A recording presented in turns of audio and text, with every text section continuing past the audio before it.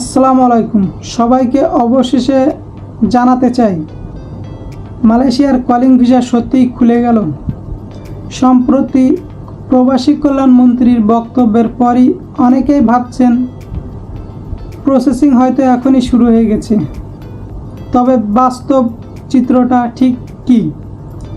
এই মুহূর্তে আপনার কি করা উচিত তা নিয়েই আজকের ভিডিও। প্রথমে বলি, প্রসেসিং কি সত্যিই শুরু হয়ে গেছে?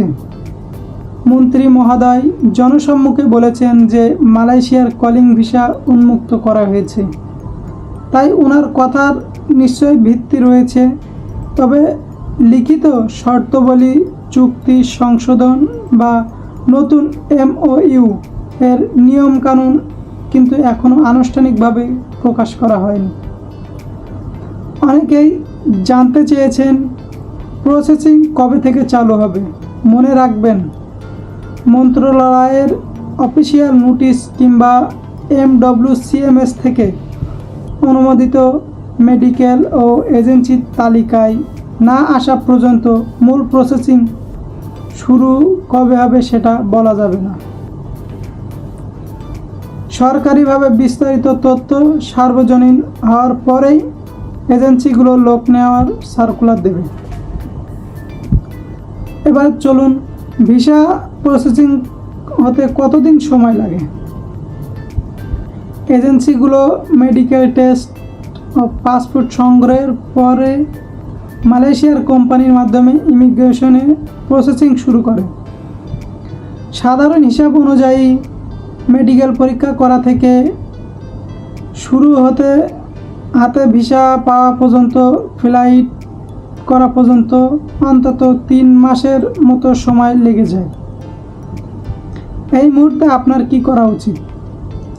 চারিদিকে ভিসা খোলার খবর শুনেই তাড়াহুড়ো করে আপনি কাউকে টাকা বা পাসপোর্ট দেওয়া একবারে উচিত হবে না। আপনার যদি পরিচিত বা বিশ্বস্ত কোনো এজেন্ট থাকে তবে খোঁজ নিতে পারেন। তবে যে কোনো এজেন্সির ফাইল বা পাসপোর্ট জমা দেওয়ার আগেই অবশ্যই জেনে নেবেন আপনাকে কোন কোম্পানিতে পাঠানো হচ্ছে। এখন অনলাইন যুগ, আপনারা গুগলে সার্চ করলেই কোম্পানির ধরন, কাজের পরিবেশ সম্পর্কে বিস্তারিত জানতে পারবেন। কারণ গতবারের অনেকেই কোম্পানির খোঁজ না নিয়েই এখানে চলে আসছিলেন মালয়েশিয়াতে। এসেই তারা অবৈধ হয়ে গেছেন, কেউ পুলিশের হাতে ধরা খেয়েছেন। এমন সিদ্ধান্ত আপনারা নেবেন না, জেনে শুনে তারপরে আপনারা সিদ্ধান্ত নেবেন। আপনারা আরও একটা জিনিস যেটা আপনাদের জানা জরুরি, মূল কাজ বা সাপ্লাইয়ের ভিসার ফাঁদে পা দেবেন না।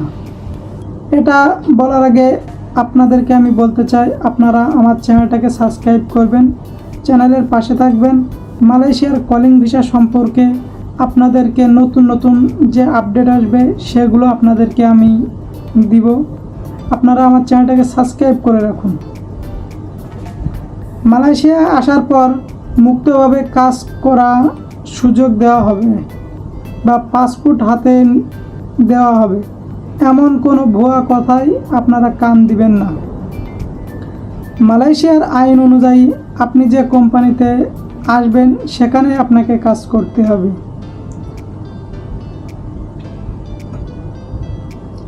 কিংবা অন্য এলাকায় আপনি যদি কাজ করেন তাহলে পুলিশের হাতে ধরা পড়লে আপনাকে জেল হইতে পারে, কিংবা মালয়েশিয়া থেকে আপনাকে বের করেও দিতে পারে।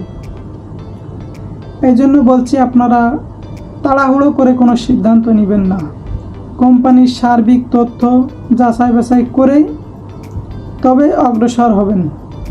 কলিং ভিসা সংক্রান্ত পরবর্তী যে কোনো লিখিত আপডেট বা সরকারি ঘোষণা পাওয়ার সাথে সাথে আমি আপনাদেরকে জানিয়ে দিব।